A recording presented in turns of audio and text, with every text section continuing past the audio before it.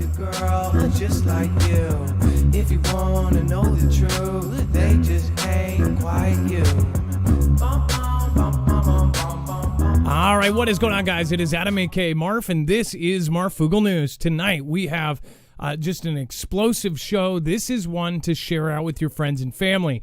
We're going to talk about the threats against New York City. We're going to talk about what they're doing about it and what we have found in the very past that may just point out to what we are dealing with right now. We'll be right back right after this.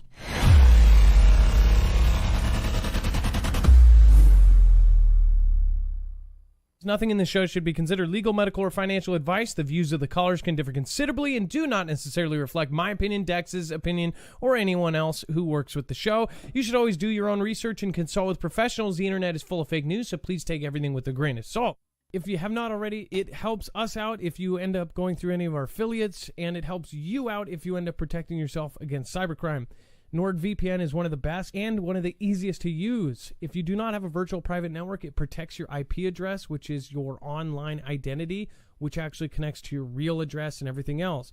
It also connects to you. If you know anything about how they are data logging and basically getting your profiles down, you can prevent that by having a VPN. Nord is, again, one of the easiest. Download it. It's like an on switch and off switch. All you have to do. Go to marfooglenews.com/VPN. Not only will you get a giant discount on this, but you will also be helping us. I appreciate your support, and I appreciate everyone that goes through any of our affiliates. I can't say thank you enough.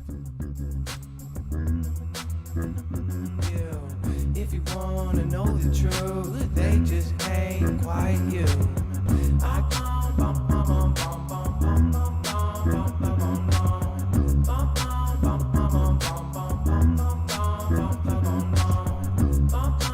All right. What is happening? It is Adam, a.k.a. Marf, and this is Marfoogle News. Today, we have a ton to go over, so if you are new here, remember you can always go over to our marfooglenews.com and find a full bibliography of every single article, tweet, video, picture, document that we share here, including some documents at the very end we'll talk about coming straight from DHS that we've talked about in the past, and now they have a much more relevancy. Again, we'll talk about that and much more. But when you go to our website, marfooglenews.com, it's very easily organized by thumbnail. You'll look for today. Why? Of course, that is the boom boom sniffing dogs in New York subways. And then, of course, more is coming out. Now, there are many stories that were coming out kind of simultaneously as we were putting the show together today. So, again, if there's breaking news, put it in the chat, and we'll most likely add it to the show. Now, again, when you go to the website, you'll see that all of the links, every source is here for the show that we will show you. And there's also an overflow section that is all the stuff that we can't get to. That's the stuff that we couldn't fit into the show. Make sure to go down to that web content. We have scoured the internet for all sorts and sources of different news, so make sure to go to the website. On the right side, if you do see an affiliate product, those are basically the products that we show you here today. When you go and purchase those, they give us a small commission, and that helps us run our show. If you see one that you like, all of the boxes on the right are affiliate links, which essentially means that when you go click on that, it will give us credit. That helps us run our independent channel. Again, we cover controversial things and are not always suitable. So thank you guys, and I appreciate that. Let's bring in my co-host/internet brother, Dex James. What is going on, Dex, and how are you doing? Well, hello, Adam, and hello, Foogle fam. I am doing just fine. So NASA issues rare statement after ISS cosmonauts display a pro-Vladian separatist flag. So what ended up, again, when I first saw this, I thought, well, wait, which ones? It said that NASA issued a statement rebuking the cosmonauts' display of a pro-Vladian separatist flag on the International Space Station this week, a rare move for the agency that espouses the outpost as a place for international cooperation.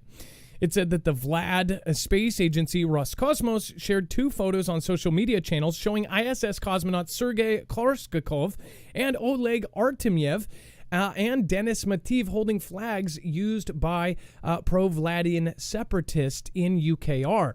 It says the post congratulated the capture of what separatists call the Luhansk People's Republic, located in UKR's eastern Donbas region.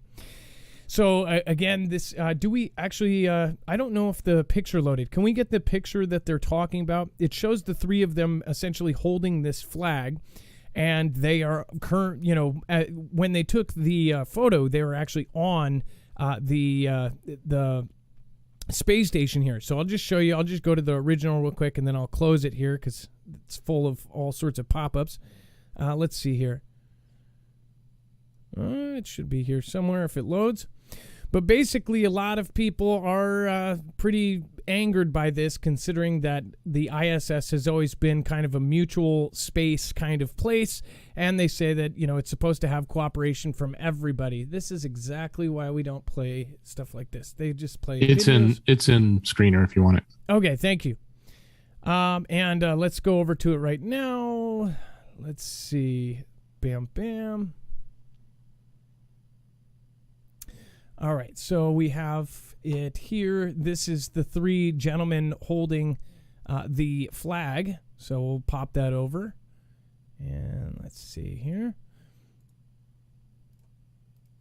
And as you will see, this was done kind of like as a rebellious thing, I would assume. They knew the rules before this, and they actually were specifically talked to about these kind of actions well on the station, at least from the international community. This is, of course, them holding it up in I'm assuming, their wing of the ISS. Now, we have covered lots of different back and forths that have happened with the ISS, from the weird, like a thumb-size hole opening up, and literally they say that one of them plugged it with their fingers, which a lot of people back then, a couple years ago when that happened, everybody was kind of weirded out by that, like thinking, wouldn't a little tiny hole go into a big one, and wouldn't it, suck the person's thumb through or make it instantly fall off or something? But then they ended up using, I want to say like duct tape or something to do a temporary patch to the ISS, and another vehicle having some sort of close collision from all sorts of different things have been going on. So this is just yet another kind of piece of this, and people are not too happy about it. And then we have robots predicted to rule the world by 2060, humans forced to be servants. So, again, this sounds like a sci-fi movie, but a lot of folks are actually thinking that this is actually something that is quite possible. It says robots are predicted to rule the world by 2060s, a survey found. That is a forecast at the peak of artificial intelligence capability, with machines in control of politics and economics. It says it is feared that humans' only role will be to entertain or work for the robots, which will have developed emotions and opinions. Now, this is coming off the back of course, the parent company that owns this platform. Essentially, an employee came out and said that one of their chatbots was sentient, and it was alive, and it was even asking for rights. This is kind of a nightmare scenario. Dex, go ahead. I was going to say what this is they did a survey of like 2,000, I think it was in Britain, as Brits. So, and this is what they thought about technology, and this is what they thought about AI, and this is what they thought about robots. There's a handful of questions. This is sort of how they summarized it, right?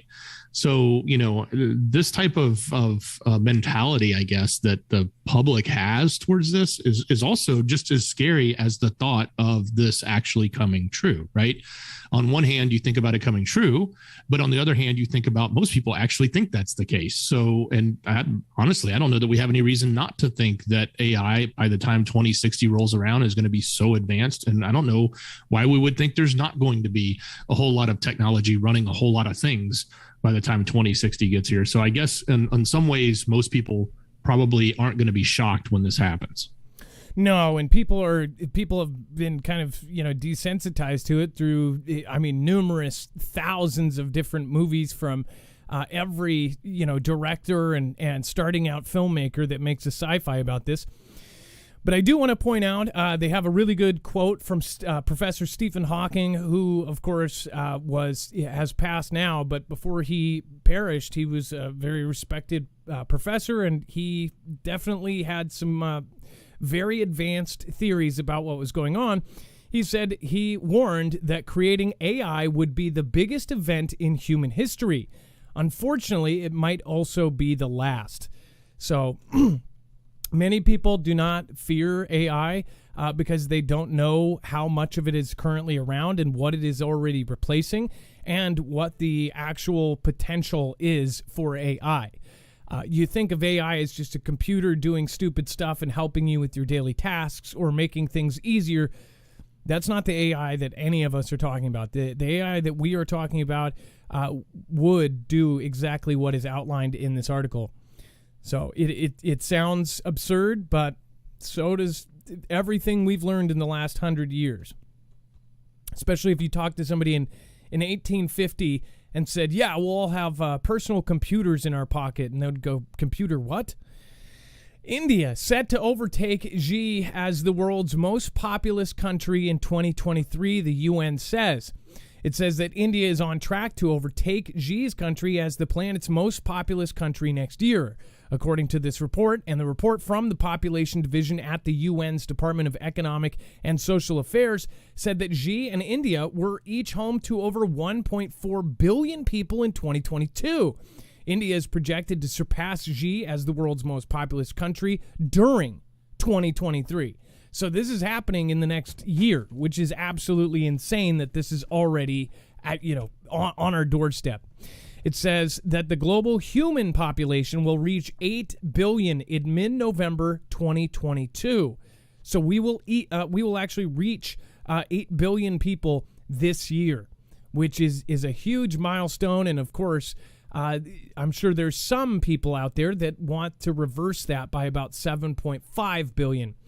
It says an estimated 2.5 billion people in 1950. So we went from 2.5 billion in 1950, and in just 80 or 70 years, we have gone up.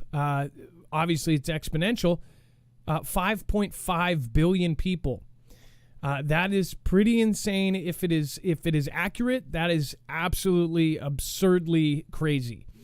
It says, looking forward ahead, the UN said its largest projection showed the global pop could reach roughly 8.5 billion in 2030 and 10.4 billion in 2100. That's, of course, if a bunch of us don't get knocked off first. So Mother Nature may come up with something to handle that, though, as well. We've seen that happen before plenty of times. And then a Brazil party official banged unalived as pre-elect political violence escalates. So this is, again, another high-ranking official perished within just a week now. There have been several incidents, including Shinzo Abe, which was the longest serving prime minister of Japan, former longest serving prime minister. And it says a local official from Brazil's leftist Opposition Workers' Party, or the PT, was banged gone on Saturday by a federal prison guard, shouting support for, of course, the other side's President Jair Bolsonaro, according to the state law enforcement and a witness. So an actual prison guard got him. That's says, I guess that says something about how it works over there. Marcelo Arruda, a municipal guard and PT official, was celebrating his birthday party in the southern Brazilian city of Foz do Iguaçu in the state of Paraná when Jorge Jose da Rocha Garanjo entered the event and banged him unalive. Of course, we're going to follow what kind of, waves this creates and see what ends up happening with this. So we will follow it, and we'll show you if there's any kind of results from this. Dex, do you have a statement on this? Well, no, but I think if you're in a high-ranking position and probably running for some sort of leadership position at that level, all eyes are going to be on their security details now, because this is, I don't know if this is a trend or if it's just, coincidence that two things have happened back to back, but it's, I don't know. We'll have to wait and see how this plays out. Most people think when they see a country like Brazil or this, they don't realize that all of these countries have interconnections with other countries. They have interconnections with other elites. They have other connections with all sorts of people. This could have paved the way for something else to happen, for a bigger country to come in and do something that they wanted. There's all sorts of different options. My point is that many people see something like this in not the craziest, most powerful country, and they don't really care about it when there's a lot of things that can actually happen. Dex? Yeah, and just to add clarity to this, Brazil is 212 million in its population. That's pretty big. Almost, it's like 2/3 of America, right?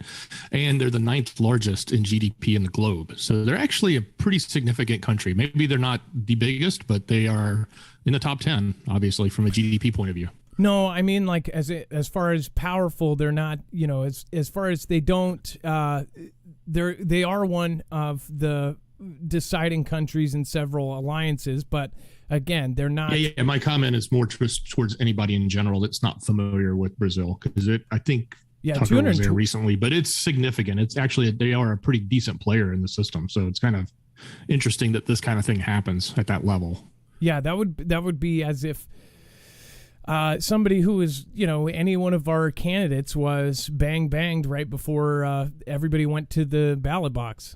So that wasn't on purpose or anything. Okay, and then, by the way, thank you so much, Dorothy Tucker. I appreciate you being one of the last ones out, Be Real Beast, and then everybody else that just popped in. Let's see here. Thank you, everybody that just surrounded us with love. Jesus, Tim G., Jay Stone, what's going on? Starshine, Android Architect, Paul Stone, Happy Big 50, Dawn. Hey, it looks like it's somebody's birthday. Happy birthday. Michigan Lifestyle, what's going on? RRRB S29, Be Real Beast, looks like popped in today. Viral Video, what's happening? Thank you. Hey, thanks, Viral Video, for reminding people to hit the like button. That is incredibly important. Thank you. Casper Sparks, aw, dang it. Pony Girl, Kenny Cams. Hey, I saw your shout out on Twitter, and I made to follow that. I made a point to follow that person you were shouting me out to. And I thank you for that. Thank you for thinking of us when you were on Twitter. Sheepdog111, Mo, I appreciate you. And then, of course, Ocean Cat and Sonic Boom. What is happening? Razar, Ralph I, what's going on? And R. Tate. Thank you, everybody that is already in here. By the way, Aerial Pervy Perspectives, thank you as well for your attendance and making it to almost every show. Says, hey, everyone, my birthday is Thursday. Can I get an early birthday wishes? Big 34. Happy birthday, Ariel, soon. But yes, and then Johnny D. NASA, never a straight answer, LOL. Marfoogle fam. Johnny D., absolutely correct. Or what is it? Never a straight answer, or I forgot the other one. And then Dorothy Tucker, Marf memed the sound blue. That was the last comment on that last show. By the way, had to get a new mixer. The mixer blew, and a lot of you guys were very confused. I hope that I recovered that well. We had a silent ending. So if you didn't watch the last show, make sure to go watch the last 15 minutes. A lot of people emailed and said it was incredibly funny. I was just trying to make do. Unification Church confirms mother of Abe suspect is a member. So this church says that this Abe person, the suspect that took out Abe, was actually a member of. It says a police investigation into the assassination of former Japanese Prime Minister Shinzo Abe prompted the head of the country's branch of Unification Church to confirm on Monday that the mother of the suspect in the killing is a member.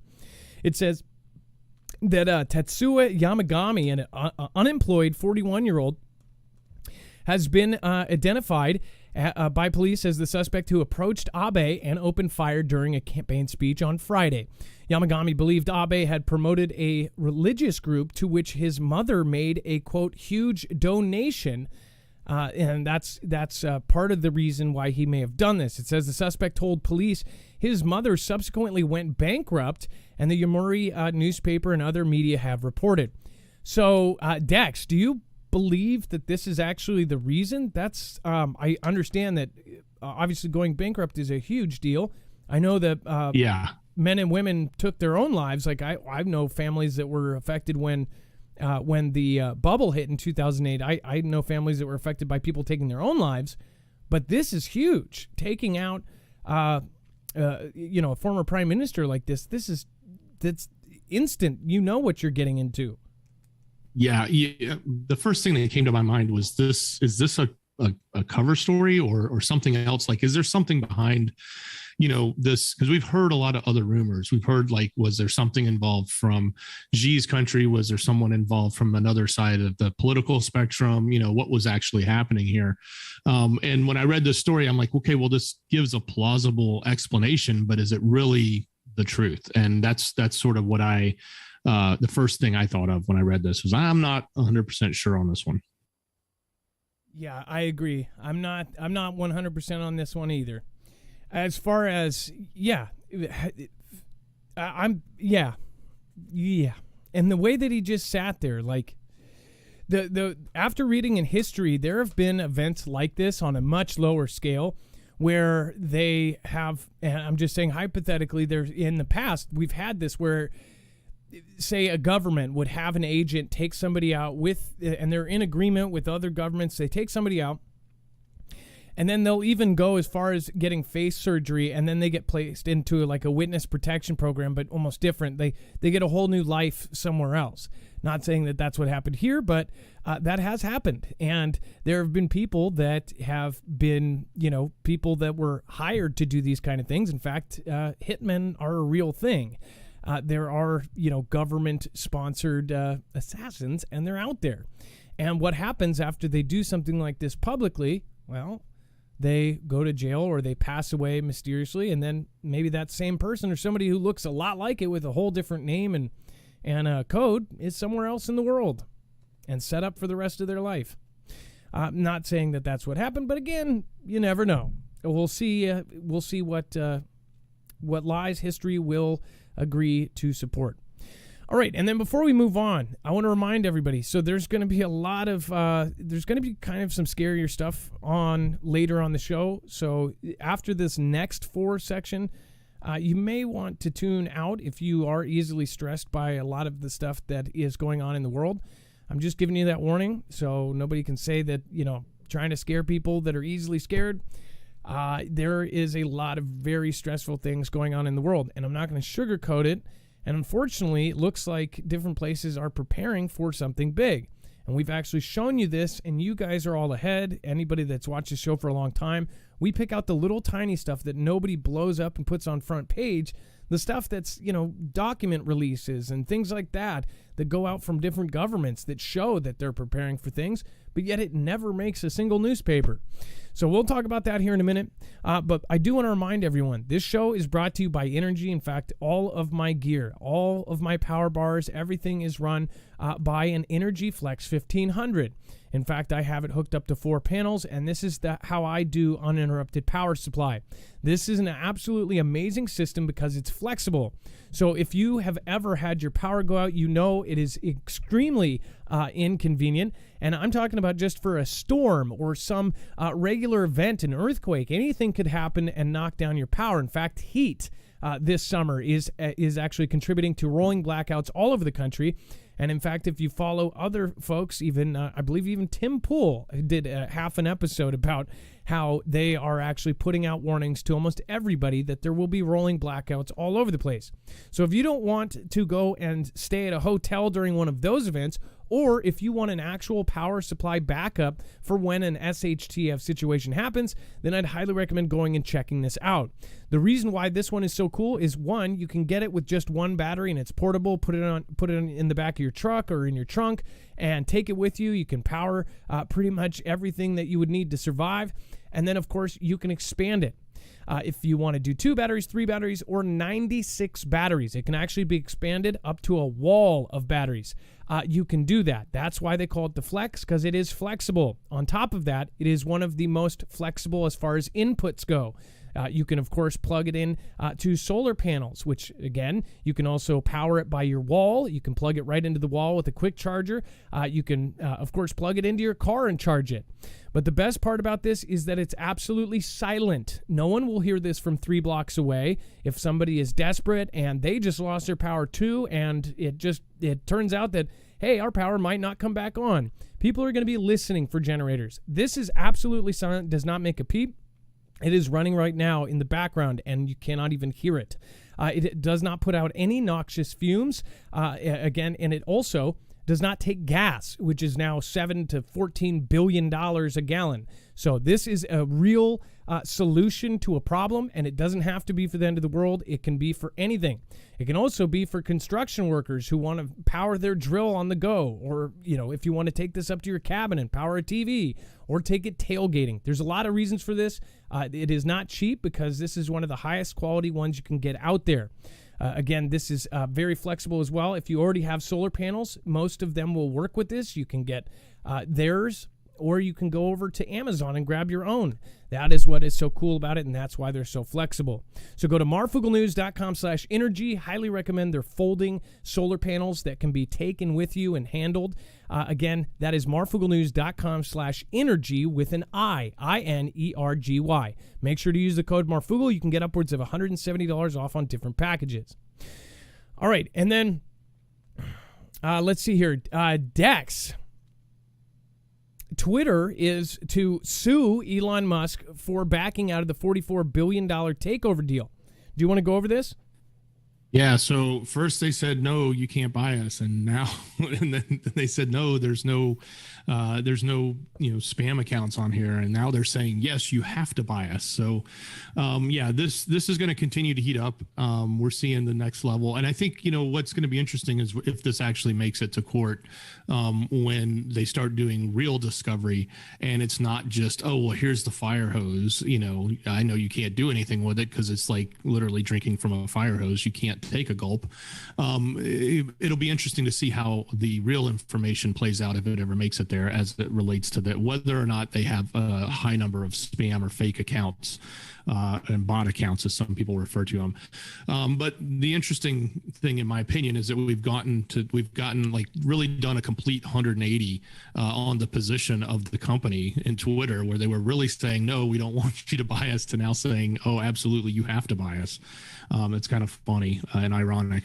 The other thing I wanted to point out is, for those that wonder about this type of thing, there's $1 billion breakup fee in here that either side will have to pay. And just to put that in perspective, if Elon hired 10 of the top lawyers that are $1,000 an hour and paid them 40 hours a week for 52 weeks a year, he could employ them for like 48 years before he would ever reach $1 billion. So if $1 billion's what's on the line, he can spend as much as he wants on legal by any means. Yeah, and just to remind you, that's a big amount. But when you have, 270 around, it may be a percentage, right?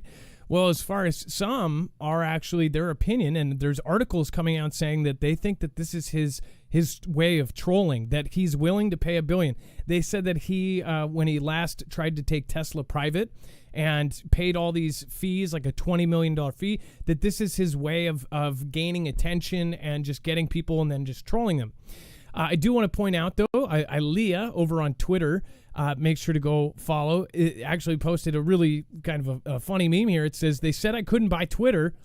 And then it says they wouldn't disclose bot info. Now they want to force me to buy Twitter in court. Now they have to disclose bot info in court. Now, we don't know if that's going to exactly happen, but that's what people are thinking. And man, that would be something, wouldn't it?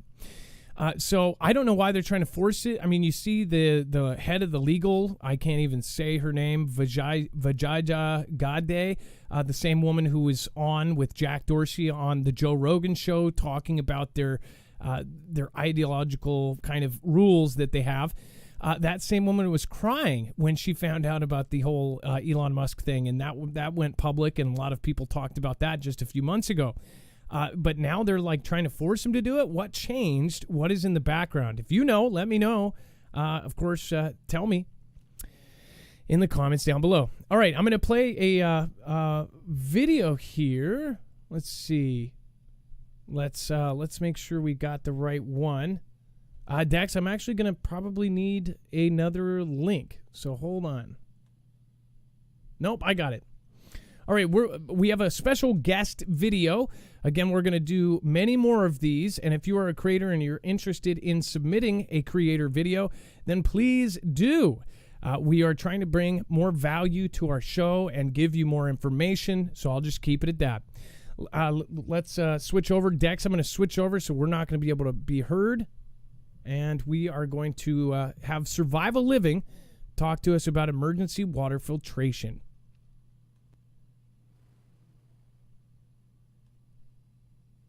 Here. So today I want to talk about water filtration. All right, guys, Survival Living here. So today I want to talk about water filtration, especially in an emergency situation.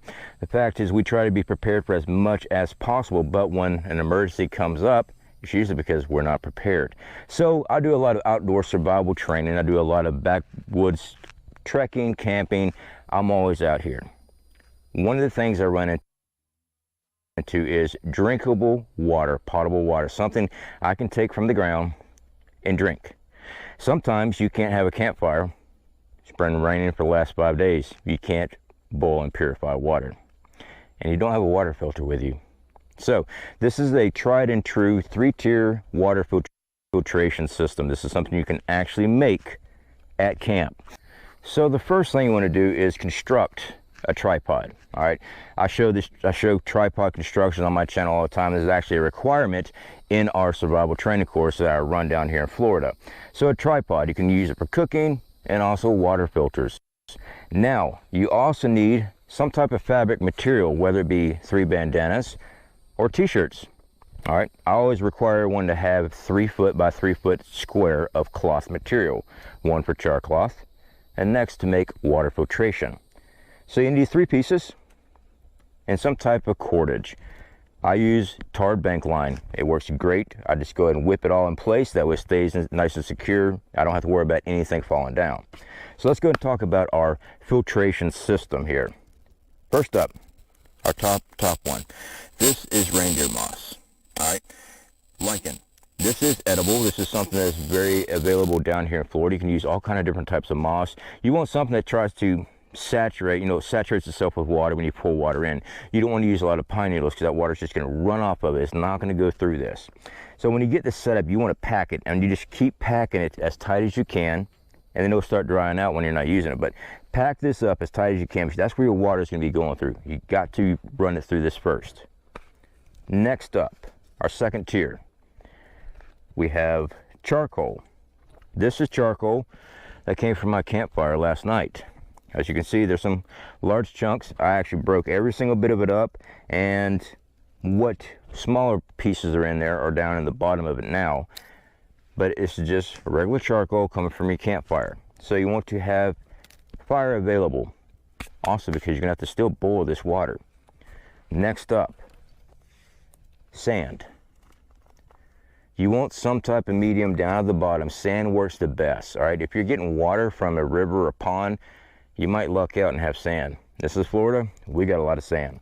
So these are your 3 mediums: lichen, charcoal, and sand. Now, when you go to use this, get all the sand off my hand. When you go to use this, you want to use a 2-step system as far as your containers. You want one container that's got contaminated water and one container down below that does not have contaminated water. Now, when you go to use this, you want to remove the bottom container first and run water non-stop through the top and all these filters. I'll run all the way through your mediums, get all the loose debris, everything to flush out. So when you first start using it, it's going to look black, brown, it's going to have all kinds of different colors. It's fun. You're flushing out your system. And once the system's flushed, you'll have a cloudy looking color, and that is the silt that comes from the sand. Silt, when your container sits there, settles on the bottom, and all you have to do is pour it out. You got cleaner water. So let me go and show you this right fast. Now you want to take your time. You don't want to flood your tiers. You want to just add a little bit of water in the center. Take your time with it. Make sure everything's lining up center. And then, since I've already ran our water through this several times today, we got a catchment container down below. So as you can see, it's going through our lichen, going into our charcoal, and then going into our sand down below.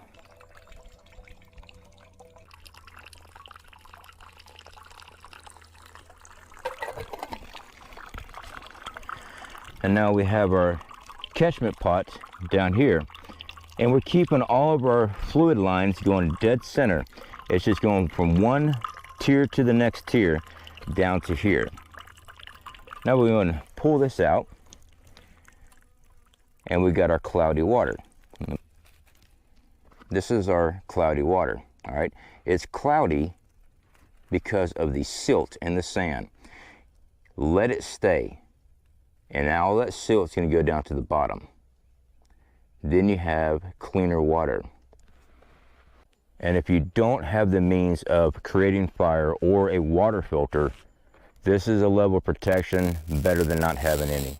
At least you got charcoal, and you have 3 different types of medium that you're running your water through. It's going to give you some level of protection. It's not the end-all, be-all, best water filter out there, but this is a survival water filter. All right, so for more outdoor survival information, definitely check out our channel, Survival Living. There we cover outdoor survival, camping. We also cover prepping. Prepping is one of our biggest things, having your body prepared and also having your stockpiles prepared. Everything from water filtration to solar, the whole 9 yards. We try to cover as much as possible. The more you're prepared, the easier the transition is when disaster happens. All right, guys, speak to y'all later.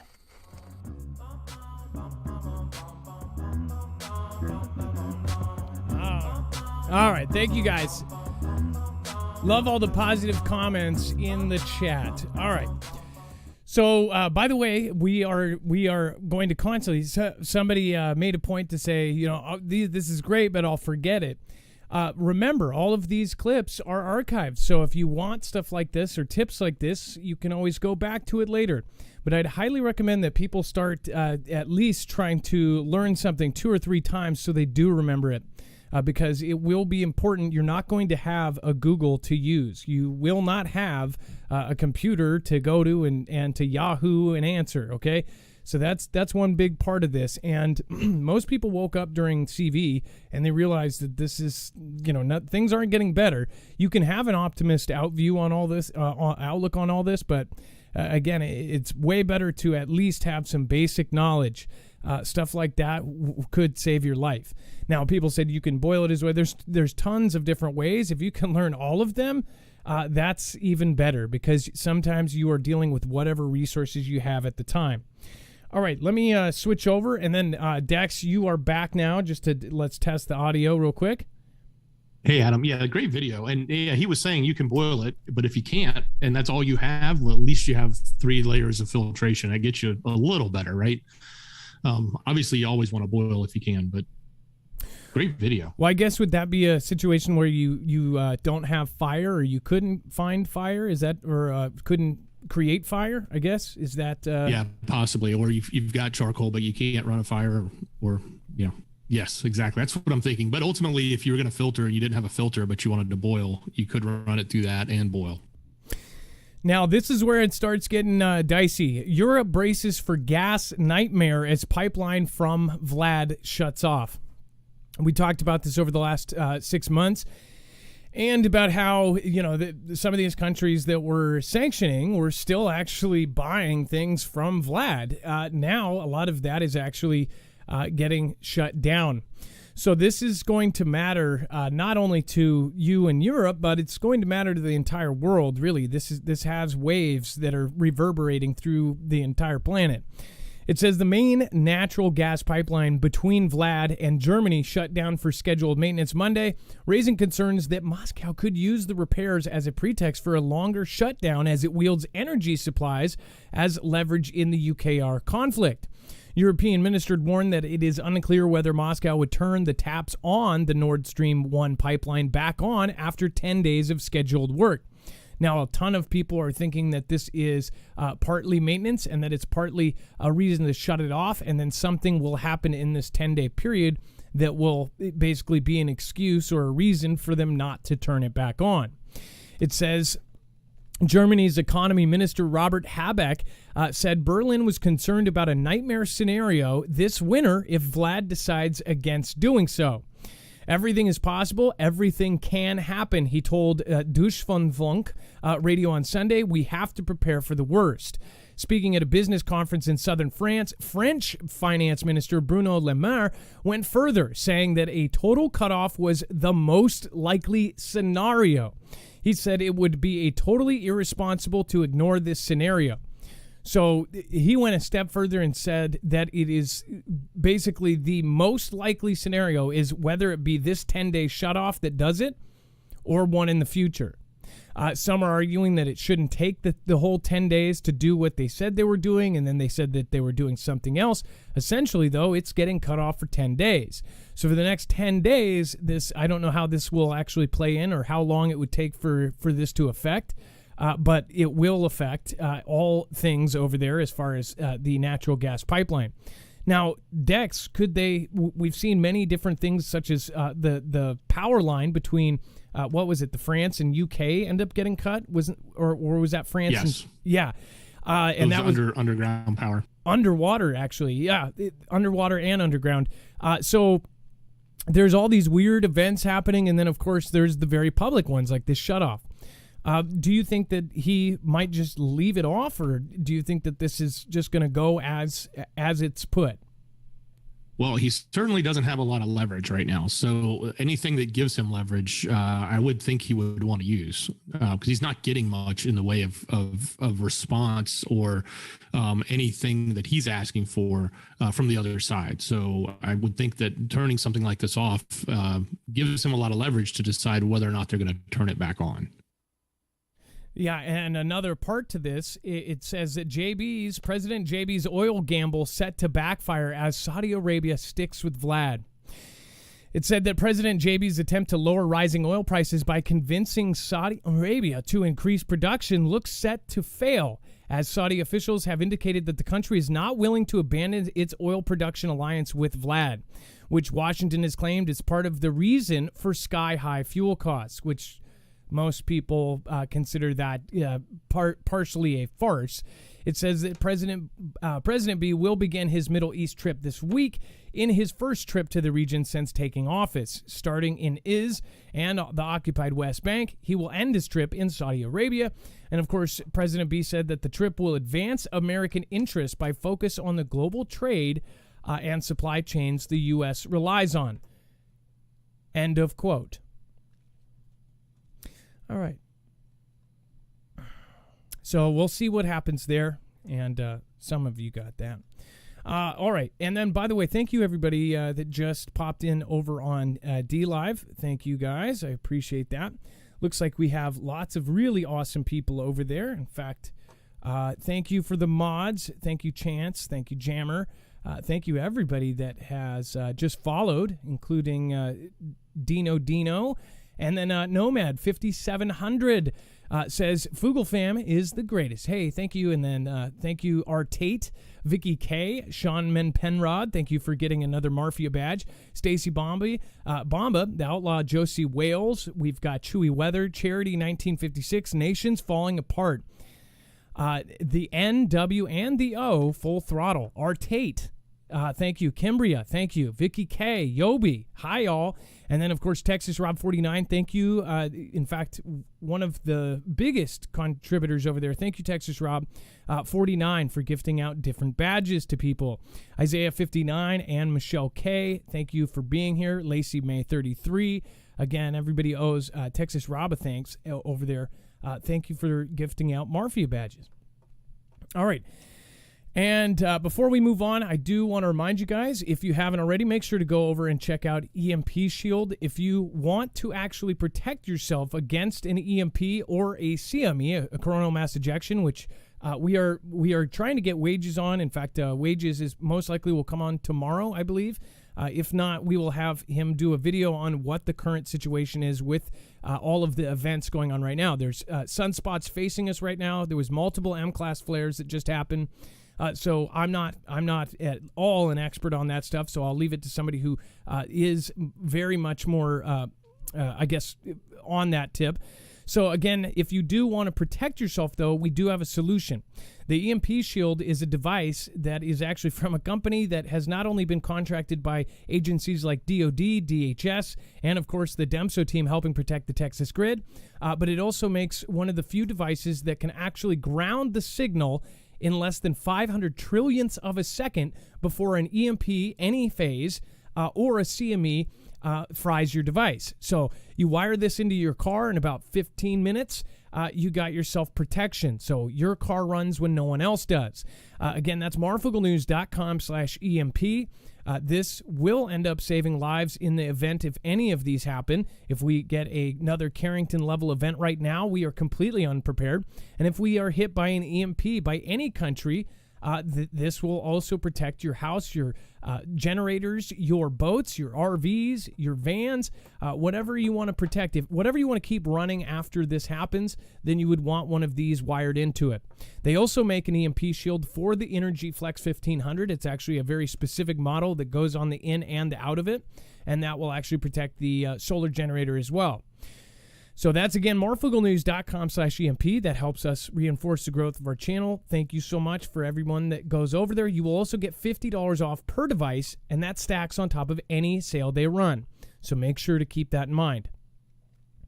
And then Xi cops beat protesters outraged at having bank accounts frozen. And people think that this is just elsewhere in the world, right? After we had this happen just above us. It says Xi police beat citizens who gathered to protest against having their bank accounts frozen due to the CV policies on Sunday. It says protests centered on 3 banks serving primarily rural communities that have frozen millions of dollars in accounts since April. It says roughly 1,000 protesters gathered to call for the release of their funds outside the Zhangzhou branch of the Xi Central Bank. But they say they were met with violence. I feel so aggrieved. I can't even explain it to you, one protester said, going only by the name Zhang, told Reuters. It says they did not say they would beat us if we refused to leave. They just used the loudspeaker to say that we were breaking the law by petitioning. That's ridiculous. It's the banks that are breaking the law. So imagine this. You go to your bank and they basically just say your funds are frozen. Now, I have a question, and Dex, I'm going to ask you, are they freezing these funds because they're using these funds? Are they what other theories do people have why exactly they're doing this? Do people believe it's the rule because of the CV and all of this other stuff, saying that they can't use it to leave or this or that? It just seems weird to me that millions and millions of dollars are being frozen and these people can't access. Are they borrowing it temporarily or something? Like I guess what are your thoughts on this? Yeah, that's an interesting theory. I think they're at the level now with their social credit system where they can basically control your complete access to finance and money. And this is probably one of the biggest first use cases we've seen come out of Xi's country around this, where they have literally started shutting down people's access to their own money because they're doing something that the government doesn't want them to do. So at least that's the face value of it. Is there some other reason behind the scenes that they may be using the money for temporarily? Possibly. I don't know. But this is, no matter what, this is a sort of a scary thought when you think about how this could potentially happen in any country, not just Xi's country. So another thing, as far as the freezing of banks, this happened in another place called Canada. And in Canada, it was to shut down the big protest that was going on up there. So it just seems funny to me that their current leader actually said that he looks up to this country and says they get a lot done because they don't have to go through all the bureaucratic tape, right? They just do it. And he actually said that he admires the fact that they have been becoming, so zero, such clean energy country. Because they're just able to skip the bureaucracies and just be able to force things upon their people. And then, of course, they did this same kind of thing. And then we covered where Canada, what was it, Dex? Wasn't it their one of their government websites said that businesses should prepare for the credit system to start applying to Canada? Do you remember that? Yeah, I remember something like that. It was basically prepare, the social credit score type of thing is coming. And it was from a CA or CA.gov website. If you guys remember that, put it in the chat below. Sometimes it's hard to go through our own. Remember, you can always go to our website. We found one of the documents that we have at the end of the show via going through our own website. both Dex or I couldn't remember what the actual title of this document was. So we ended up basically looking up one of the key words in it, which was mass fatality tracking system. And we were able to find the episode where we had that then archived in the link to this document from Department of Homeland Security. So use the website. It's very useful. That's why we do it. Make sure to utilize that. And then thank you, Irish Rebel. Thank you for the massive support. We've, again, said thank you every day. It's not necessary for you to do that, but it is very, very, very much appreciated. Thank you so much, Irish Rebel. Again, either way, we shout you out because you have been you've been attending pretty much every show. So thank you. Defiant Taiwanese ready if Xi invades. Say there's only one possible response. A senior Xi official in charge of Beijing's Taiwan Affairs office upped the ante last week as he told People's Daily Xi's government-run newspaper the reunification of two countries was approaching. We also covered that they said basically it was happening and it was happening soon. It says the comments follow months of heightened rhetoric from Beijing. On Friday, Taiwan's Ministry of National Defense said that 9 Xi military jets crossed the median line, which resulted in Taiwan scrambling jets in response. This is, that's nothing new. In fact, they have done more of this crossing over lines in the last 2 years than they've ever done in history. It says Fox News Digital recently went to Taiwan's capital city of Taipei to take the pulse of some locals on their views of the potential Xi invasion. One said, "There's no point, even if I am afraid. We live on this land. There's nothing we can do but to fight back. If that happens, no matter where you are, if someone invades you, you have to fight back or you die." It says you might also die fighting, so why not fight back? One man told Fox News Digital on the prospect of a Xi invasion. It says, speaking in Zhongshan district of the capital, people who spoke to them seemed bullish on the prospect of conflict with China. It said that Taiwan is now more recognized by the world. If Xi invaded Taiwan 20 or 30 years ago, other countries would not bother to get involved.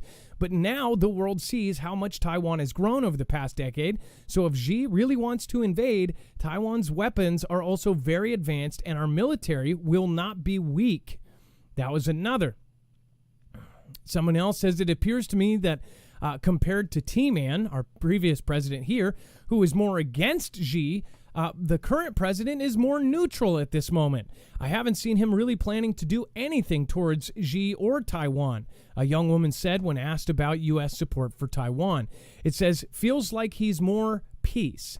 U.S., like if the enemy doesn't move, I won't make any move. So no need to make a stand as long as nobody starts a conflict.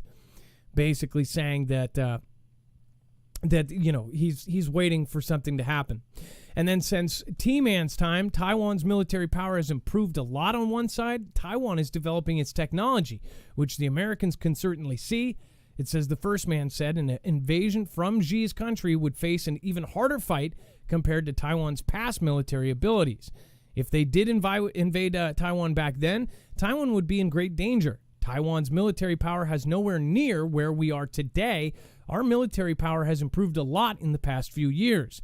If Xi decides to invade Taiwan, it would be a lose-lose. It would not be a win for Xi either. So basically the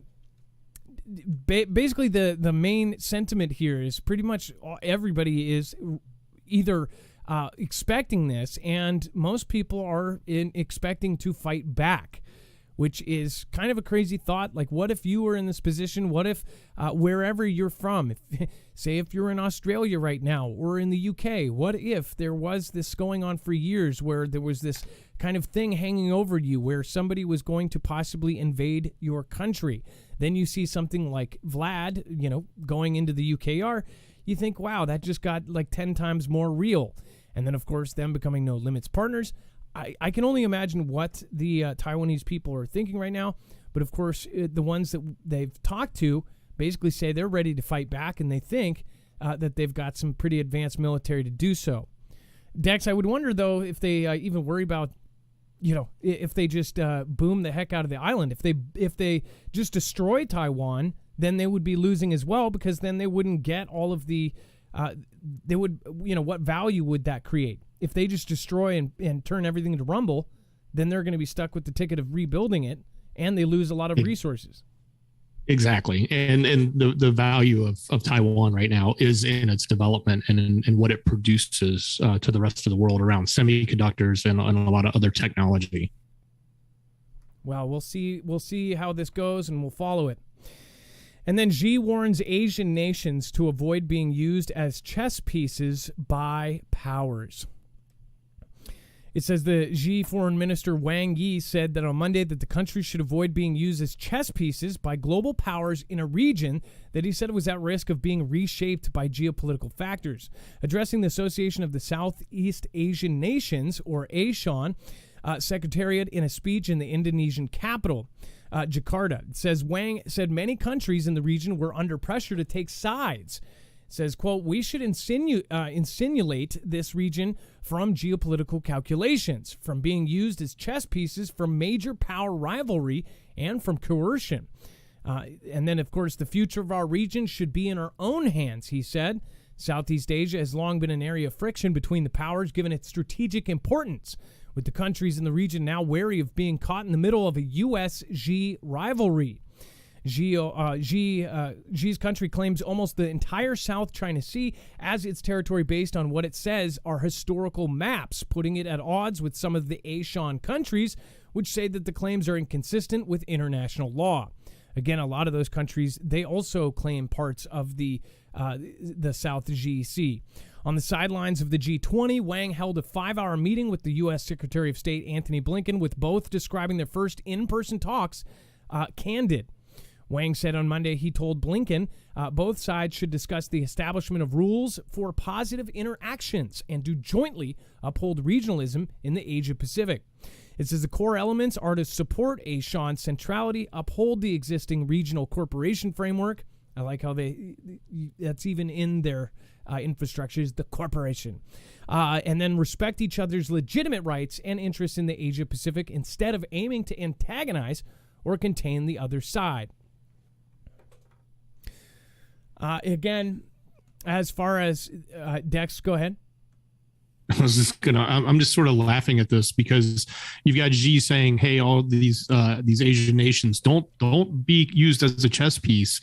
But really what he's saying is don't be used as a chess piece unless I'm coming in to give you a lot of money, to build you a port, to take over something, and then, you default on it, and now I have a new, military base there. That's what he really means. He's basically saying, trying to say politely, don't pick sides unless you're picking mine. Well, and I wonder how much that's, happening outside of what's public. Obviously, there's been a lot of really secret meetings and backdoor meetings with Xi and other rulers. Of course, they've just built a physical bridge to Vlad's country. What other deals are they doing? Why is India all of a sudden doing the same drills that involve Xi? Why did they both, Xi and India both pull back their forces from the Himalayas, an area that they've argued for, I don't even know. I know decades, hundreds of years, thousands. I don't know how long they've been arguing over the Himalayan border, but they've had troops there and, mobile hospitals and temporary buildings. Essentially, both sides say that they, overlap the other's side. They both say, we own this part, you own that part. Now, all of a sudden, they've pulled their military back like they've come to an agreement. And then, of course, India is helping Vlad. They're no limits partners, essentially, because now they're helping them skirt the sanctions by buying 6 times the amount of oil, all sorts of different events that are going on with India. And it's like, why are India and Xi working together? The two largest physical populations in the world. Sounds like they're getting chummy. And they are part of, I want to say, there's a group. It's a 5-letter word, and it's an acronym for the group that they're in financially. They've been tied, but now it looks like they're even militarily tied. All right, and by the way, everybody's like, well, no, they're enemies. They've been enemies forever. That's what I'm saying. There's a lot to say that they are no longer at each other's necks, and that's for some reason, maybe they got an offer to sit at the table or something, and they're taking it. U.S. Special Operations Command, biggest exercise ever in Europe, sends a strategic message amid rising tensions with Vlad. Now, Dex, we've talked about all these different drills, and I did remind people of WW2. Pearl Harbor and a lot of the similarities between today, as far as a lot of the exercises they actually did those exercises in areas that looked like Pearl Harbor. A lot of the things that happened before the conflict with Japan and the U.S., a lot of those same things are happening between us and Xi, including the embassies burning papers and doing all this crazy stuff. This has all happened in the last 2 years. And it is a conflict that most people think is coming. Same there as well. There's actually way more. In fact, I'm surprised nobody has done a documentary on how eerily similar this is to previous events that have already happened. History is repeating. Dex, go ahead. That's right, Adam. This is, and what's interesting is that this is coming out. I don't want to say coming out, but it's being featured now, right? This actually happened in May, at the end of May, or about the last half of May, but they're coming out now with this. So I want to think of this a little bit as setting the stage, or a little bit as reminding, the other side of what have we done in our training? What have we done with UKR? What have we done with the rest of Europe to get them prepared, right? But it's really interesting is that, some of the details in this event that was going on, in this big drill that was going on, was I think 3,300 special operators from 30 different countries. So it was kind of a big deal. This was in May, but now they're bringing out a lot of information about what went on and what happened there. And it looks like it was obviously one of the largest ever done, especially with the kinds of forces that they actually had participating. But also scary that you're doing this, or they were doing this, in the midst of this current conflict, right? So when you run these kind of drills, it's not, you kind of want to be careful just running them in peacetime. You don't want to set off anything, right? But this isn't peacetime at the moment. This is conflict time over in Europe. So to run these drills there in the midst of the conflict is even a little. It's got a whole heck of a lot more levels of risk and potential damage and collateral that could come from this. Yeah, and there were some videos that were on Twitter about a month ago from this exercise, and they were almost instantly deleted. Now, I actually kind of noticed here, they actually blurred the faces. If there's videos that come out about some of these very special units, then some of these, these guys, they don't show their face, or they don't, publicize it. They don't put it in the media because some of these guys are the guys that go in and get the Ladens and things like that. There's SEAL teams. There's every branch has its kind of special forces. So I just wonder if that's why they were deleted, or were they trying to hold this until later to make it really, really public? We talked about how this was going to happen, but there was like very little news to none on what actually happened here. That picture being shown right now shows them dropping out of the helicopter. That was April 28th. So that was quite a few months ago, 3 months ago. And then Irish Rebel, again, thank you for the massive support. Thank you for supporting Independent. And again, just because you weren't here for a couple days doesn't mean you have to go double time or anything. I appreciate you so much. Thank you, and thank you. Cindy Lou D, thanks Marf and Dex for all you do. Thanks Adam, Dex, and Marfoogle fam. Love all the info you put out there for us. Luna C Prepper. Luna C, I'm glad to see you here. And then Be Real Beast, just a little help. Keep the show going as well, with audio as well. God bless. Yes, that was unfortunate when something goes like that it sucks. So that's part of it. Thank you so much. I appreciate that. Adrian Maldonado, thank you for the super sticker. Love the little guy. And you're welcome. And then, of course, Me Speaking 75, just started prepping this year because of the show. Always need to save food. Having epilepsy takes its toll on the food budget. So with that as well, Me Speaking 75, are you also the person who asked if EMP Shield affected a certain implant in your head because of the epilepsy? I'm glad we got back to you on that. And again, the answer, in case anybody else is wondering, is you don't need it, most likely because of the size of it. And then Granny C, thanks for keeping us informed. Much love. And of course, Irish Rebel again. Thank you. Vibron, and of course, Johnny D. Thank you, Vibron. Wait for it. Yes, it's coming. All right, and then let's see here. Dex, I'm going to load up the next pieces here and then get the documents going. Will you let people know about PrEP? Absolutely. So if you need long-term storage food, 25-year shelf life food, whether it's in small amounts, 1 month, 1 week, 3 months, a year, there's a great solution. Head over to marfooglenews.com/prep. Not only can you get ready-to-eat meals that are stored in Mylar bags and sealed up properly and put in containers that are buckets that are also gamma sealed or whatever, so that they're really ready for long-term storage. Now, not only that, they also have water filtration, which we know a lot of people are concerned about what's in their water, whether it's just tap water or any water you get. Water filtration systems, air filtration systems, iodine tablets, and then a whole lot of other prep gear. So this is almost like a one-stop shop. So if you got the time, head over. If you need to get some stuff for your prep supplies, if you're looking for more food or more gadgets or more other things that you might need, go take a look. It helps you out because you save some money on the food. I want to say right now a 3-month supply is $150 off. That's a special deal just for the family. So make sure you use the link marfooglenews.com/prep to get there. And then while you're there, check out everything else as well. So you can't go wrong. This is with My Patriot Supply. And again, it's marfooglenews.com/prep. Thank you, Dex. And if you want to find this link, go over to marfooglenews.com. You can see them all on the right. Kremlin wants people to call Vlad, quote, our ruler instead of president. Kind of telling there as far as, and this did come out of official different narratives here. It says allies of the Kremlin have called for people to stop calling Vlad the president and start addressing him as the nation's ruler.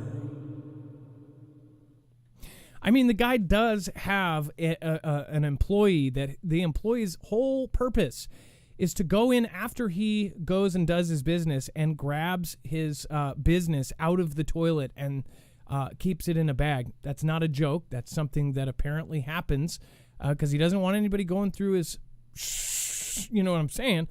So I guess he is kind of getting closer to kind of a Kim Jong type of figure, right? It says the LDPR has proposed the use of Pravito, the Russian title, as it is more befitting of Vlad's status and role. It says the party on the right has just 22 seats in Vlad's 450-seat parliament, but has close ties with the Kremlin and is often used by the government to float and gauge public support for its more radical ideas. It said Vlad Media quoted the LDPR as saying the term president was first used at the end of the 18th century in the United States and much later spread throughout the world. In our country, by historical standards, this is generally a new word. The anti-West sentiment follows the national mood in Vlad country, which is being pushed by the Kremlin to counter sanctions placed on it since the invasion of UKR. So basically what they're saying to call them their ruler or their leader or among these, because president is kind of a thing that came from us, right? So it makes sense. They're trying to distance themselves from everything that we are, and through their media, they're putting out a lot of information. Obviously, there's Ganda going out on both sides. I would say that this is, no more Ganda than anything else. So, well, I'd say, Adam, it's getting back to their roots. When you think about the USSR back in the day, right? I think they said Mikhail Gorbachev was the only one who was briefly called a president, but all before then they did not use that term. So this is, everything that a lot of people have been saying he's trying to do, which is reclaim territories, reunify, get back to what they used to be. This is probably part of that. Well, just remember, we're the bad guy. We are the bad guys in their country. That's how the media is portraying our government and the NATO governments. So, not really good. All right, so we have, of course, New York City. If you didn't see the Marfoogle News short video that we put over there, I'd highly recommend sharing that with somebody, especially if they live in New York or on the East Coast, because now there are multiple things coming out. So many have talked about the fact that we have covered over the last few months. There's been a lot of weird drills going on in New York City. In fact, there have been a ton of different bio drills, and there have been drills with boom booms over in New York City, especially in the subway. For some reason, it seems like the subway has been kind of the area where they've been focusing a whole lot. There in Times Square and some of the bigger spots there, the more popular tourist attractions and things like that, and where the transportation systems. Well, they just put out a video, and this video essentially talks about a nuclear boom. And for whatever reason, how it's wrote, it says a nuclear explosion has happened. Let me actually, so I don't misphrase this. It says, well, the likelihood of a nuclear weapon incident occurring in or near New York City is very low. It is important New Yorkers know the steps to stay safe. And this PSA starts out with, don't ask me. It says, so there's been a nuclear attack. Don't ask me how or why. Just know the big one is hit. Okay, so what do we do now? So it starts off with a New York or a borough, basically, and showing that half of the street is destroyed. And then this woman comes on walking on like a green screen, which, by the way, I want to tell you, I talked to somebody who works now currently their position has moved on. They're still with FEMA. They're no longer with the military. They were a liaison between the two. And they said that this looked extremely rushed. Like it doesn't match some of the other New York PSAs. In fact, they said that this looked like they outsourced it and had it done quickly. That was the one piece of input. This same person said that basically we are... there was evacuation plans and things like that wasn't unusual because people are talking about how there's evacuation plans being planned right now for a nuclear event in New York. It says that, those kind of things are kind of done in the background. What he did find strange is that this is something that they've specifically told all of the regions of FEMA to basically stay away from. Nuclear PSAs are something that we're obviously in a different time right now, and obviously for the folks that have lived for a while, they know that this is where we were. This was during the cold conflict. We were obviously getting under our desks and doing all these crazy drills as if we were going to hit by nukes.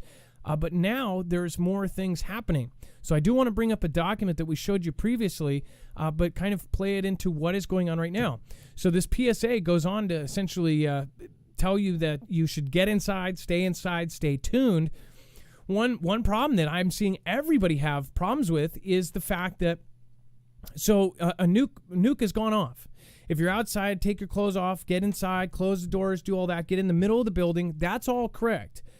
But as far as the stay tuned part, they say follow media, sign up for Notify NYC. Officials will send wireless emergency alerts. Will send. Like they know whatever happens, it's not going to affect the cellular service or something. It says stay put. So they're telling you just stay in your house. As far as most people are like, well, if a nuke goes off, then it will most likely knock out the cell phones. Or even if the cell phones do work, if the cell towers are still present, then it's going to be overloaded and none of these things will work, or the power will be down, or other things. How are they going to get these WEAS alerts out? That is my question. But other than that, this is the basic level stuff. If this happens, just know that you're not going to have police come in and say, we're saving you. Nothing else is going to happen other than this, at least for a matter of weeks or even months. So if this only happened in a one area kind of thing, like we just had something go off in New York, we don't know what country did it, we don't know who did it, then yes, there would probably be help, but it's going to be complicated because of the radiation and everything else that's going on. Now, I want to point out, we have shown you all the different drills, and most of you are not surprised by this. But I want to read a part here. It says, the emergency management did not specify what prompted the new PSA, but Commissioner Zach Iskell said, as the threat landscape continues to evolve, it is important that New Yorkers know we are preparing for any imminent threats and are providing them with the resources they need to stay safe and informed. Was that a slip up? Saying that no, we are preparing for any imminent threats. The word imminent means it's going to happen. and are providing them with the resources they need to stay safe and informed. The PSA comes after Vladian president made unspecific warnings earlier this year about his country's nuclear arsenal amid deteriorating relations with the West over ongoing conflict in UKR. So with this, and we've made the video available over on the website. It's only 1 minute and 30 seconds long. Just putting that out is a big deal because they have not done that. In fact, when they put out a PSA like this, it stresses people out, it freaks people out, and it also tells other countries that we are starting to prepare for it, which to other countries, this is how the experts have looked at it for years. Even if we have air raid sirens and tests for nukes specifically, or even have these kind of PSAs, our experts were worried about other countries thinking that we are doing that because we are going to be a first strike country, or we are going to launch. We are the only country that has launched these so far. So that is why us specifically here in the U.S. have had these kind of weird rules, and that's why the experts have said all this, and that's why they took down air raid sirens in a lot of areas. That's I know in Seattle, Washington, a lot of those are gone now. The old historic ones are taken down, or they're preserved, but they don't work. So this is pretty funky. Now, this is not the only thing that's happened. So you might hear on different videos them talking about that they're possibly tracking something in New York City. Now, I couldn't absolutely verify that, but I will say they have been doing all of the actions of that, and that is verifiable. So let me actually, Dex, I'm going to have to pull up that other article. It isn't in Pocket. I believe it should be, right? I didn't grab the second piece. It should be. Okay. So let me grab this real quick, and I'll show you exactly what I mean. And, in fact, on the thumbnail here, let's see. You'll see a picture actually taken from the subway. It says, "Boom Boom dogs wear sensor harness to patrol subways." And essentially none of it loaded. Sorry about that. So let's go to the original, see how bad it is. So the Boom Boom dogs wear sensor harness to patrol subways. New York City's Transit Enhanced Detection Dog Program features... this is why I hate the websites. Sorry about that, guys. It says, features an experienced explosive detection dog wearing sensor-laden harness that can detect radiation or chemicals the dogs haven't been trained to identify. So even if the dogs can't smell it, say it's a nuke or something with a nuclear signature or radiation, these dogs and their vests will be able to detect it. Now, remember wearable radiation detectors. This was July 7th, just 4 days ago, that they put this out. And again, we covered it briefly then, but now when it comes into all of this, all of a sudden they're doing PSAs. And then I think back to this DHS document. This was a news release. This was November 22nd, 2021. We covered this when no one else was. This was look at the title, okay? This is why Dex and I couldn't remember what it was called. It says, news release. DHS announces small business innovation research pre-solicitation. Nothing about that is anything that people are going to go, oh, this is freaky. Wait until you see what they were asking these small manufacturers to actually come up with ideas, and they had a very short deadline. It says the SBIR program, the Small Business Innovation Research Program, released 11 topics for new small business innovation research. So these are companies that do very targeted research and development, R&D.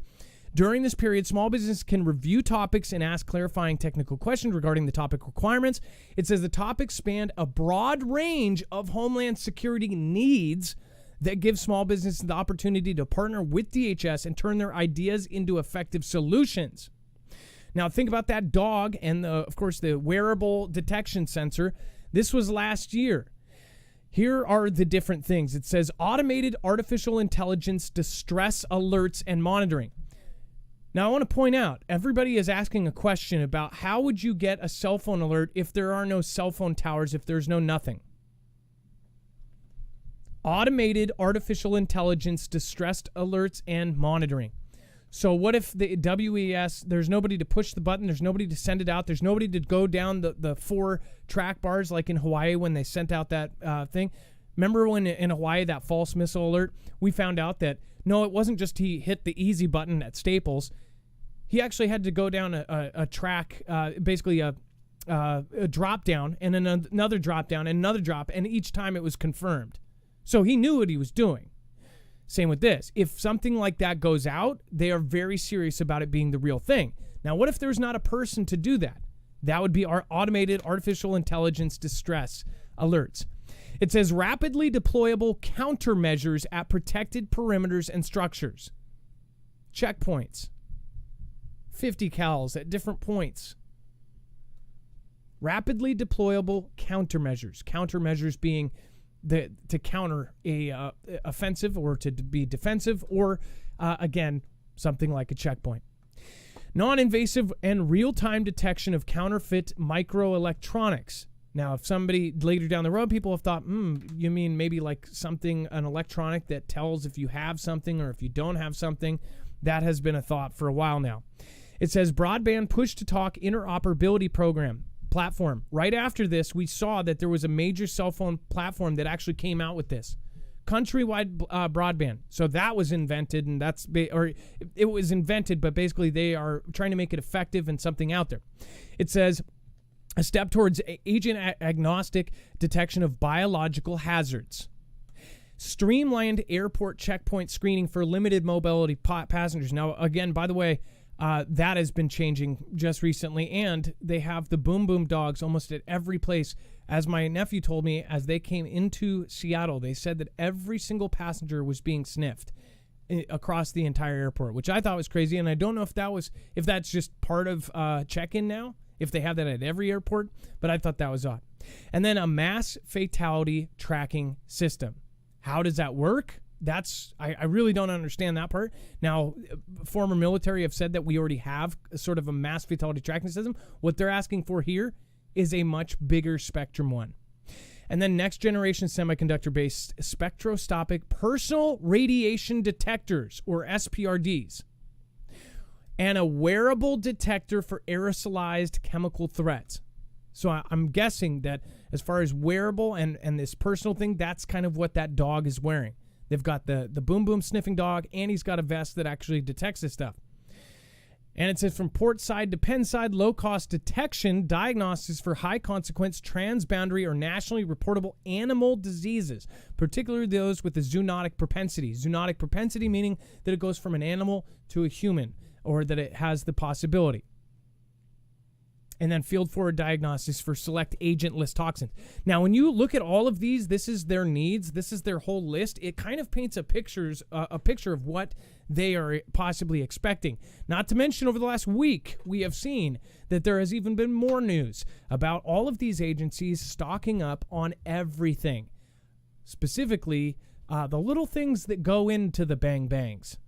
And we already know from years ago that they bought more ammunition than what you need in a 20-year conflict. In fact, they bought more ammunition just a few years ago, and this was all over. Everybody talked about this for a while, and they said, why? Than what was used in all of the 20-year conflict we were just in. So, Dex, I honestly, I'm seeing a lot of the things from this list from last year now coming true. So obviously, and they had a very tight deadline. They gave these to the companies, and they said, hey, can you come up with something for this? And then many of these things have already happened. Isn't that like they needed it by a certain day? Yeah, certainly. And when they make these types of PSAs or they put out this information, I mean, they don't just do it willy-nilly. They're not doing it because they, like, oh, what are we going to talk about this month, right? It's they really have a reason behind it, and they have to have a viable reason to do it, right? I mean, that's kind of a scary message to put out. And so when you look back at what they've done with, they did all the testing for chemical in the subways. They put in detection systems in there as well. Now you've got, the radiation detections going off that are being worn on animals going through the subway and other places, right? And now we have this PSA that just comes out of the blue, and not very detailed, to be honest. It seems like it was, kind of simplistic in its message coming out. All of this stuff is sort of leading up to and what appears to be something they're concerned about. It's very specifically pointed at New York as well. Now, New York has already been kind of a big target. It's the Big Apple. It's the big city. Huge population, over 9 million people. So it is a big deal. That's why I said for that previous video and this video, please share this out with somebody on the East Coast, even if they're in Rhode Island or in Florida, wherever it may be.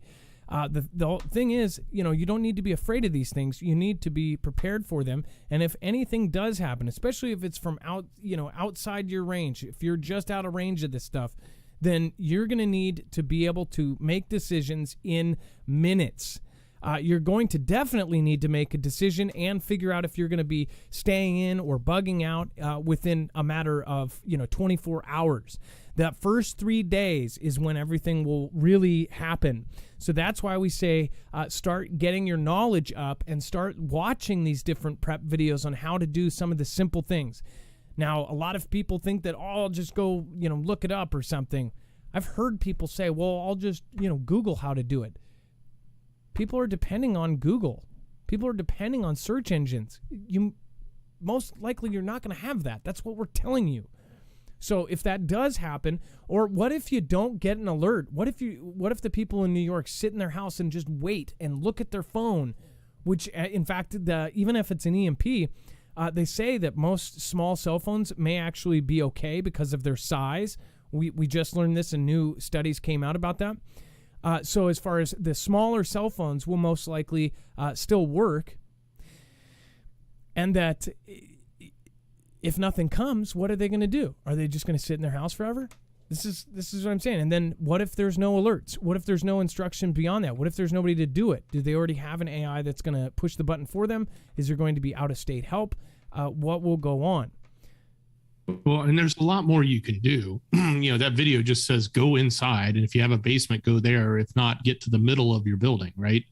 But there's a lot more you can do after that, like putting, solid things. The more mass you can put in between you and where it's coming from, and how you can, you can build up from stuff inside your home, a mini shelter, and like things like books and bricks and other stuff that you can just layer on that add extra layers of protection. I mean, it's not 100%, but it's better than standing out at the front door. It's definitely better than standing in an open room with windows everywhere. There's a lot more that you can actually learn. This PSA was very, very light. It was like just the first thing you need to do is go inside, right? And then wait for us. We'll tell you what to do. We're the government. We're here to help. They're basically saying, and just wait for us to tell you what to do. That's not even a P. Personally, my opinion on that is that's a PDSA, a public disservice announcement. It's basically telling people to wait for the authorities to tell you what to do next, and that's great. As far as the first steps, that's an awesome way to do it. What happens after that if there's no WES, if there's no instructions, or do they have some sort of system or plan? Is that what Operation Starfall is for? They'll put up balloons with service that will be able to get down to the ground. If you don't know what Operation Starfall is, look it up. It is an operation that already exists. They were just trying to pass bill, or that bill will go through when they need it, to launch balloons with basically, upper atmosphere, and it would provide internet or cell service or many other things as well, possibly even delivery system, things like that. And they talked about that after the whole incident with Cuba and them losing all of their internet, or the country turning it off. So people thought that was just about Cuba. That's about the entire world. They made it very specific in that operation and in that bill. So just going over all of this, we're not trying to scare people, but at the same time, we're not going to sugarcoat it. There's some weird things going on here. And like we told you before CV started, we said all of these weird drills are going on. All of these weird exercises are happening. They're putting out charts and graphs of this hypothetical scenario that ended up happening. They also said how it would affect the world's economic features, how it actually change everything. And it's happened. Do you remember when 4 or 5 months before September or before 2019, when we showed you all of those documents and those graphs from the 3-letter agency, starting with the W and ending with the HO. That agency put out graphs of how this next demic would affect us, and that was before it happened. I showed you that the weird exercise is being done in Washington of all the masked police, 100 going down there. I took interviews of people saying it was the craziest thing ever. It was like they were counting people and going through and basically doing these huge drills in public places. And then all of it happened. We showed you that. Now we're showing you there's some very specific things. So it's not guaranteed to happen, but it sure seems like they're preparing for it. So many people on the East Coast need to at least be broadly aware of this kind of thing. I know that most people are not. They're in their social media. They're watching TikTok. If this is on TikTok, maybe then somebody will listen. But I doubt many 20-year-olds are dancing to the tune of Get Prepared. And most that do get knocked off the platform because, well, look who's accessing it. All right, Dex, let's talk about the off-grid and, of course, all of the crazy stuff going on in Overflow. Absolutely. So go to marfooglenews.com. Click on the thumbnail for the show. I know I told everyone for the last few weeks to go there to register to win that backpack. It's been won, but just because you didn't win, and congratulations to I think it was Thomas who did win, but if you didn't win, there's still something for you. What they're doing right now is a short flash sale, $100 off of that backpack. That is a phenomenal backpack, and that's a huge discount too. So if you want to get it, you got to do something totally different. You got to use a special code. It's right there on the screen. It's Foogle-FAM, and it's only good until Wednesday at midnight. I was talking with them, and it's only good while supplies last. Like, if they run out of the bags in this run that they have, then it's over. So if you want to get one before they're gone, get it. You got till Wednesday. You can get a whole $100 off. That's a big deal, especially for that bag. That's a significant discount. While you're here on the website, scroll down. And by the way, that's marfooglenews.com/offgrid. And that contains multiple Faraday bags. Somebody just asked earlier how, about Faraday bags for your cell phone, laptops, and different devices. For laptops and electronics like that, this is what we use our off-grid bags for. Dex and I both put our electronics in this. They're not tracked, traced, and they're safe from EMP or Carrington level event type stuff. This is a Faraday bag inside of a regular bag that can fit 2 days worth of stuff. It's really freaking amazing. All right, go ahead. It's pretty bad A, but it's got a laptop, tablet, phone, key fob protection in addition to 2 days worth of pack out. All right, while you're here, scroll down to the yellow bar, the overflow. You'll find the rest of the story. Lots going on there. There's some updates on Twitter, other things we didn't talk about. Uber is getting dragged through the ringer on some crazy stuff they did. You're going to want to find out about that.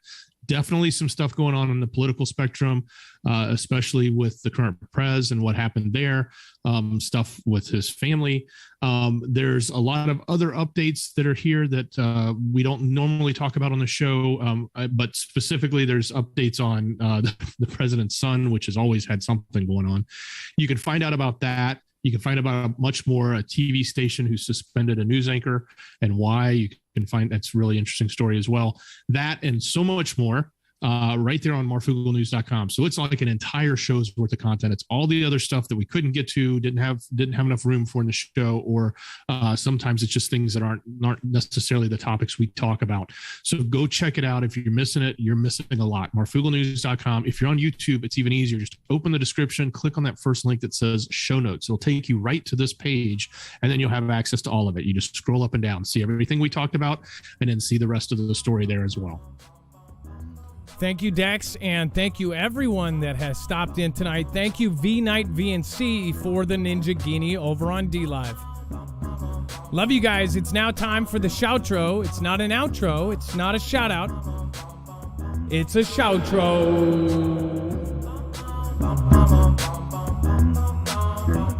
So where I say thank you to the people that matter most, you.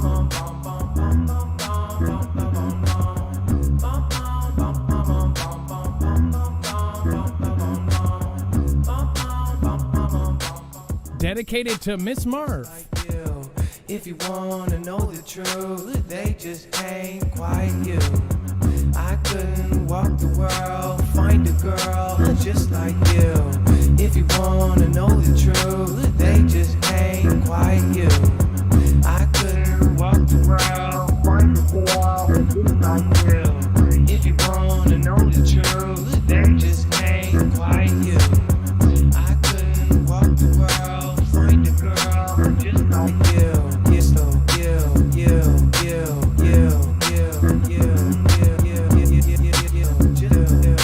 find a girl just like you.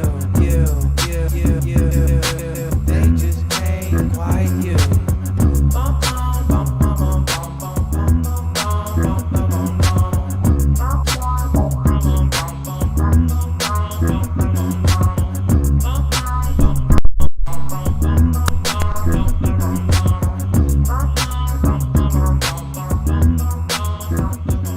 Thank you, everybody that made it tonight. I appreciate each and every one of you.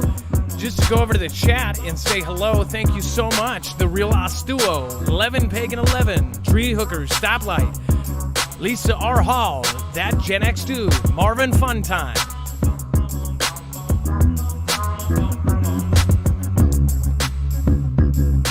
Find a girl just like you.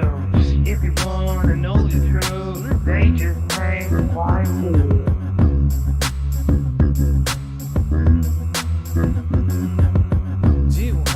Bring it back. Everybody wanna go and grab a bag. Peanut bars back down, and the Lord and Drew back on. Snake me on a big fish, candy cans at the island, and a good night football fair. Everybody gonna be down with the reef on the edge of everybody wow.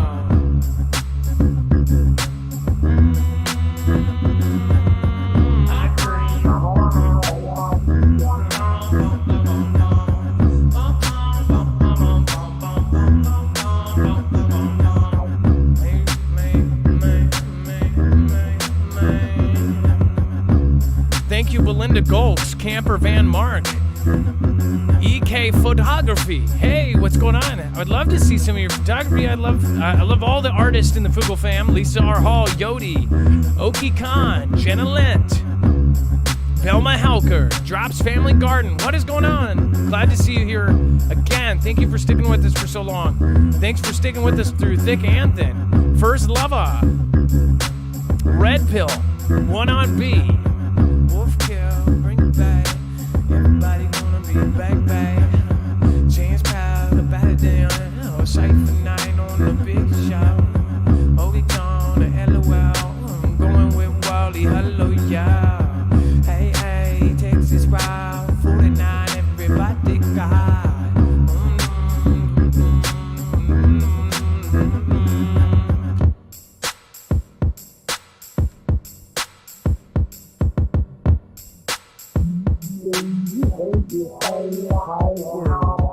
I can walk the world, find a girl just like you. If you wanna know the truth, they just ain't quite you.